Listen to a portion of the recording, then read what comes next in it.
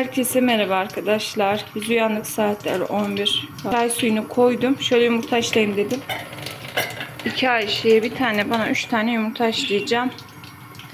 Yalnız ilk defa tavuklar bu kadar temiz yumurta verdi bize. Bu sefer yani. Normalde hep böyle pis gelirdi. Dışları berbat, çamurlu falan. Bu sefer böyle temiz olmuş. Yerler de kuru demek ki. Kirletmemişler yumurtaları. Üst üste yatınca ayaklarıyla batırıyorlardı yumurtaları. Erken koydum aslında biraz yumurtayı.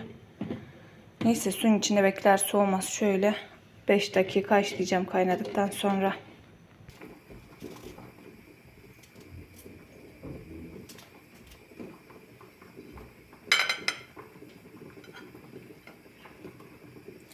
Ben Ayşe'ye bunları böyle değilim de bu yiyemez. Diş telinden dolayı ısıramıyor. Hala bir alışamadım, onu unutuyorum ben de.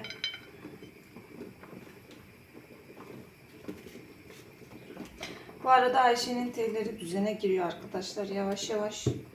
Üstteki artık böyle aşağı indi. Tam olması gereken yere. Şimdi iç tarafta 2 tane dişi vardı. Bir altta bir üstte. Yani ağzın içine doğru gidiyordu. Şekli o şekildeydi zaten. Onu şimdi öne çekiyorlar. Onun için böyle yağ gibi bir şey taktılar dişine. Ayın 25'inde yine randevumuz var. O da büyük ihtimal biz köydeyken denk gelecek. Yani bir yerden ayarlıyorum, bir taraftan bir şeye denk geliyor yeniden benim bu köye gitme işi. Ama artık şey yapacağım. Doktordan hani o zaman büyük ihtimal orada oluruz. Daha da bir hafta falan kalmış oluruz. Rica edeceğiz bir hafta sonra gelsek olur mu diye. Öyle hallolur diye düşünüyorum, bakalım.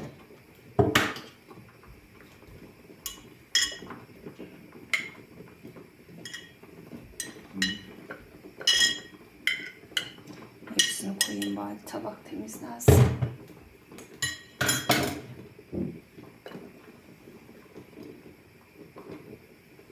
Ayşe kaşar sevmiyor, az koyayım ona.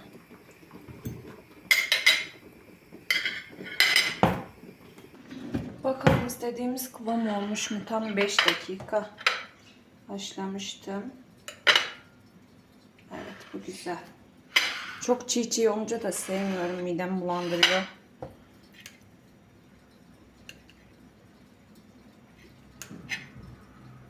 Tamam.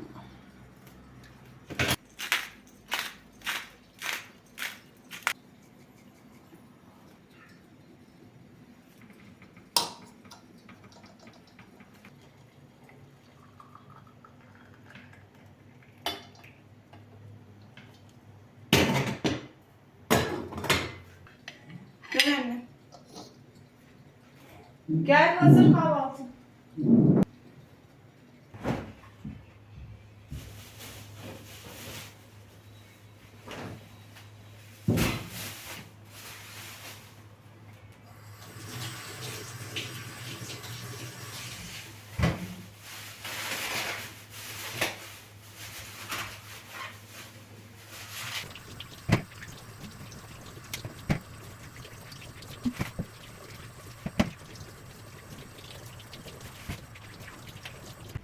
Mısırlarımı bir güzel yıkadım.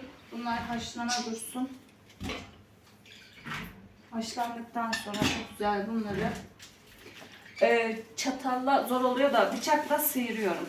Soğuyunca at buzluğa, bir sene kullan. Böyle güzel oluyor. Ben her sene böyle yapıyorum. Yani hazır mısır almıyorum marketten. Alışmışım buna. Birkaçını yeriz Ayşe'yle. 2-3 tanesini, gerisini hepsini buzluğa atacağım inşallah.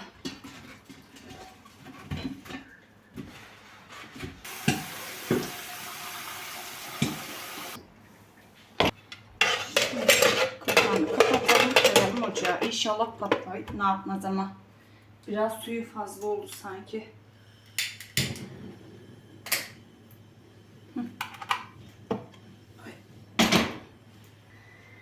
Şimdi yarın Ayşeciğimin doğum günü arkadaşlar. Yarın 7'si mi oluyor? Evet, 7'si oluyor. 7 Ağustos 2013 yılında Ayşe doğmuştu. Doğum günü pastası istiyor benden. Aslında bu sene böyle pek hevesim yoktu pasta yapmaya. Ayşe, Efe ile Emre de yok şimdi. 2 kişiyiz. Ama çok ısrar edince yine dayanamadık. Ne? Florkulu pasta. Florkulu pasta ne ya? Üzerine koyacağım şey. Ha, üzerine bir şeyler yaptı kendince. Florkulu pasta. Yanlış değilsem. Ondan yapacağız. Neyse, süslemesini Ayşe'ye bırakacağım. Şimdi ama şey yapacağız. Böyle kat kat değil de fırın tepsisine yapacağım. Pandispanyasını. Ondan sonra onu böyle 4 parçaya bölüp üzerine kremasını serip böyle yapacağız işte. Yuvarlak bir şekil vereceğiz yani, öyle diyeyim. Şimdi ben bunun yumurtasını... Ay gitti. Bazı yumurtaların kabukları o kadar ince ki ayırmayacağım. Sarısını ve beyazını. Hepsini bir çırpacağım bakalım. Ya, böyle bir su bardağı şekerimizi de ekliyoruz.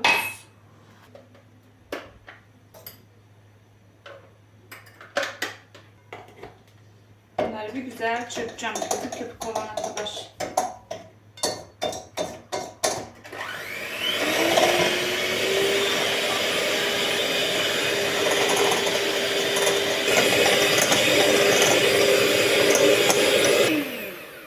Evet, şöyle bayağı çırptım. Kıvam bu şekil. Yeterli diye düşünüyorum. Şimdi diğer malzemelerini ekleyelim.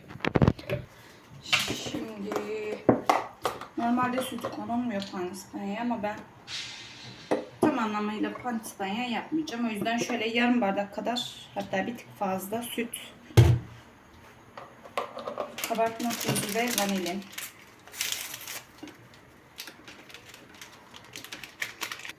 Bunu aslında başka bir kasede birleştirmem gerekiyordu. Şöyle yapalım.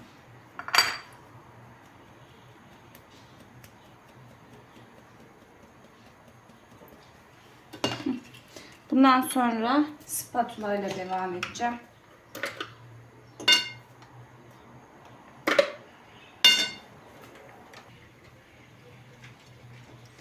Şöyle yavaş yavaş karıştıracağız. Söndürmemeniz gerekiyor.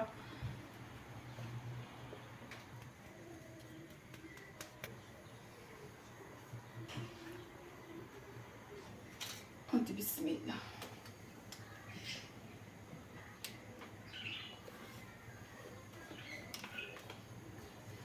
Çok güzel oldu.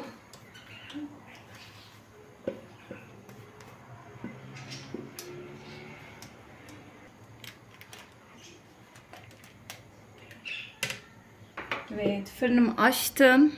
170 dereceyi vereyim. Evet, 170 derecede fansız alt bir şekilde pişireceğim.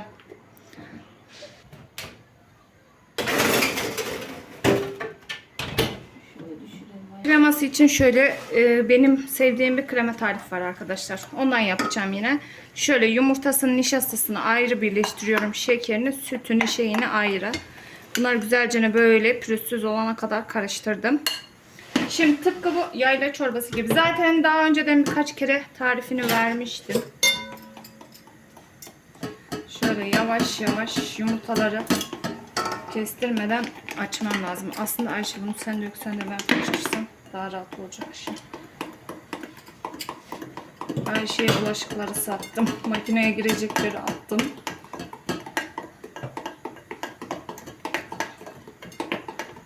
Şöyle yavaş yavaş bunu ekliyoruz.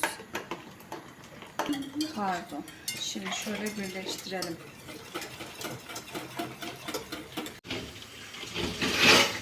Kek çok güzel oldu. Güzel kabardı. İnşallah sonra sönmezse. Çok beğendim.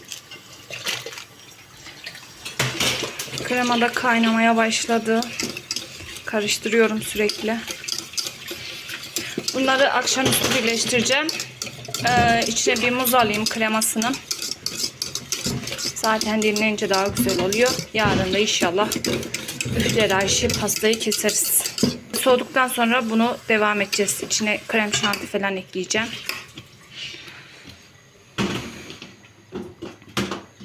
Bir de fırına dedim tavuk vereyim arkadaşlar. Patatesli dün baget almıştım. Ben böyle 4 tane açtım.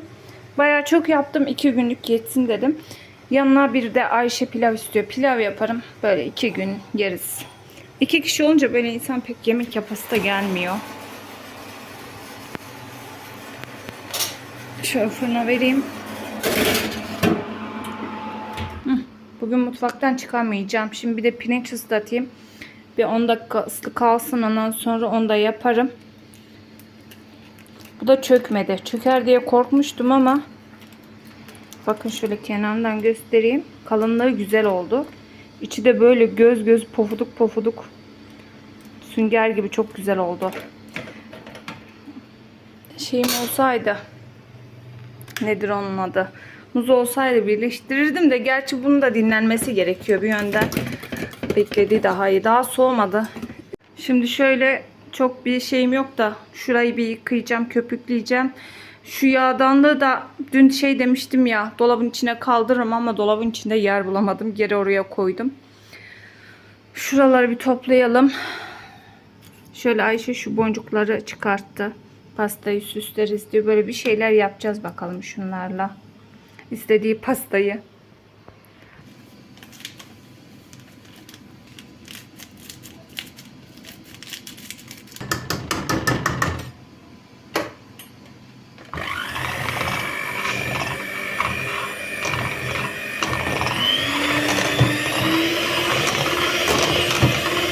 Kremanın son hali böyle.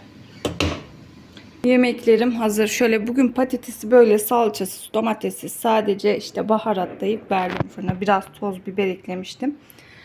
Böyle 2 günlük yemeklerimiz hazır diyebilirim. Şöyle pilavımı da yaptım. Yanına şimdi buz gibi bir ayran yaparım bunun yanına. Bir salata yaparız belki, öyle arkadaşlar. 2 günlük yemekten de kurtulmuş oldum. Mısırlarım da pişti bu arada. Ama şimdi havası acaba indi mi ki? Ha, inmiş. Onları çıkarayım bir soğusun. Ondan sonra temizler. Soğuyunca atarım buzluğa. Biz yemeğimizi yedik. Ondan sonra kalan yemekleri boşalttım arkadaşlar. Çıkan bulaşıkları tekrar yıkadım. Mısırı böyle şey yaptım. Taneledim. Bayağı da çıktı. 2 tanesini akşama ayırdım böyle Ayşe ile yeriz birer tane diye. Hatta bir tane de Ayşe'ye bıçakla sıyırdım yine. O yedi. Yani toplamda 7 tane falan atmış oluyorum buzluğa. 8, 9, 10. Yok 8 tane attım. 8 tanesini böyle buzluk için ayırmış oldum. Şimdi bunları poşetleyip buzluğa atacağım. Ondan sonra dışarı çıkacağım bir. Bir pazar var. Oraya uğrayacağım. Öyle biraz dolaşıp gelirim eve. Hem pasta için bir de muz alacaktım. Bakayım. Mısırların bazı püskülleri de karıştı araya ama zarar gelmez ondan.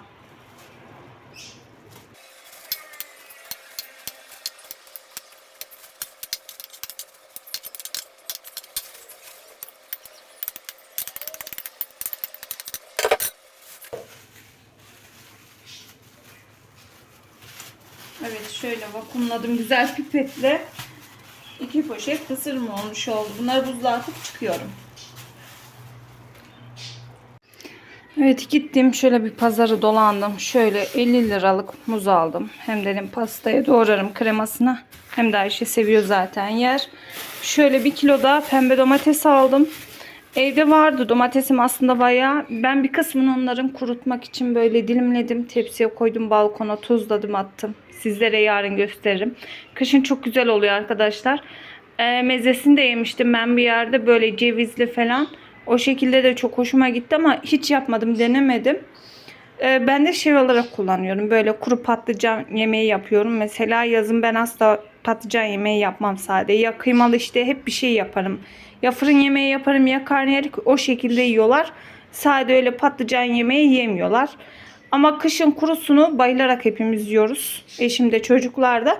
Onun içine ben böyle kurutulmuş domates de ekliyorum. Çok güzel oluyor. Dolaptakileri güzellerini böyle bir kısmını bayağı 3 kilo rahat vardı herhalde. O şekilde dilimleyip attım balkona. 1 kilo kadarını ayırmıştım. Şimdi böyle biraz da 1 kilo daha aldım. Pembe domates kahvaltıda güzel oluyor. Kahvaltıda tüketiriz bunu. Böyle üstüme bir ağırlık çöktü. Bir hafif bir burun akıntısı başladı. İnşallah hasta olmam bu ayda da. Şimdi bir üstüm başımı değiştireceğim. Ondan sonra kendime az bir çay koyarım. Pastayı aslında bugün yapacaktım. Birleştirecektim yani ama hiç yapacak enerjim yok şu anda. Onu yarına bırakacağım artık. Ayrı ayrı dinlensinler. Ne yapalım? Sabah kahvaltıdan sonra onu hallederim. Zaten her şeyi hazır. Aslında bir de bibere bakmak için gitmiştim. Bir muz alayım dedim pasta için. Hem de dolmalık bibere falan bakayım dedim ama hiç göremedim. Çok az bir tezgahta vardı. Şimdi daha fiyatlar da yüksek. Belki 1-2 hafta sonra düşer. O yüzden acele etmeyeceğim. Biraz daha bekleyeceğim bakalım. Çok da Eylül'e bekletmek istemiyorum. O zaman da kurumuyor. Yağmur yağıyor falan. Islanınca çürüyor zaten. Öyle bakalım bir.